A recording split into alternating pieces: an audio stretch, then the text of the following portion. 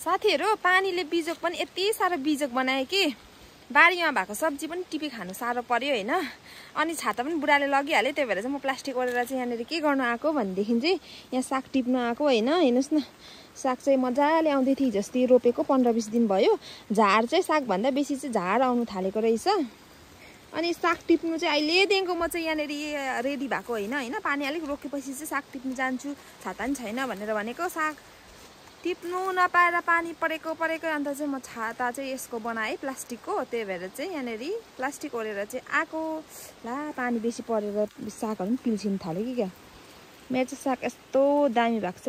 यहाँ बिचमा मुला छ हैन। मुला भन्दा बेसी चाहिँ जङ्गल देखिरहेको छ, मुलाको त नाम निशान छैन। अनि यहाँनेर चाहिँ मेरो साग त दामी आउँदैछ, तर के गर्नु यहाँनेर पानीले पो जङ्गल पलाएर रेडी गरिदिरहेको छ।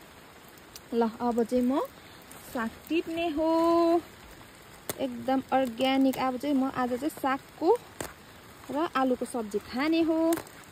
ल मैले चाहिँ अहिले बिहानको लागि पकाउनु भनेर टिपेँ हैन। आम्मामा हेर्नुस् न, माटो पानीले पुरा माटो उयो भएछ। बिजोक पानी झरीमा चाहिँ बिजोकै बनाए। यो पानी झरीले चाहिँ गर्नै गर्यो, हत्तु हैरान बनाइसकिसक्यो साथीहरु पानीले बिजोग पनि यति सारो बिजोग बनायो कि बारीमा भएको सब्जी पनि टिपी खानु सारो पर्यो हैन। अनि छाता पनि बुढाले लगिहाल्यो, त्यही भएर चाहिँ म प्लास्टिक ओढेर चाहिँ यहाँनेर के गर्नु आएको भनेदेखि चाहिँ यहाँ साग टिप्नु आएको हैन। हेर्नुस् न, साग चाहिँ मजाले आउँदै थियो। जस्तै रोपेको 15-20 दिन भयो।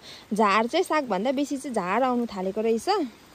अनि साग टिप्नु चाहिँ अहिलेदेखिको म चाहिँ यहाँनेर रेडी भएको हैन। पानी अलिक रोकेपछि चाहिँ साग टिप्नु जान्छु, छाता पनि छैन भनेर भनेको। साग टिप्नु नपाएर पानी परेको अन्त चाहिँ म छाता चाहिँ यसको बनाएँ प्लास्टिकको, त्यही भएर चाहिँ यहाँनेर प्लास्टिक ओढेर चाहिँ आएको।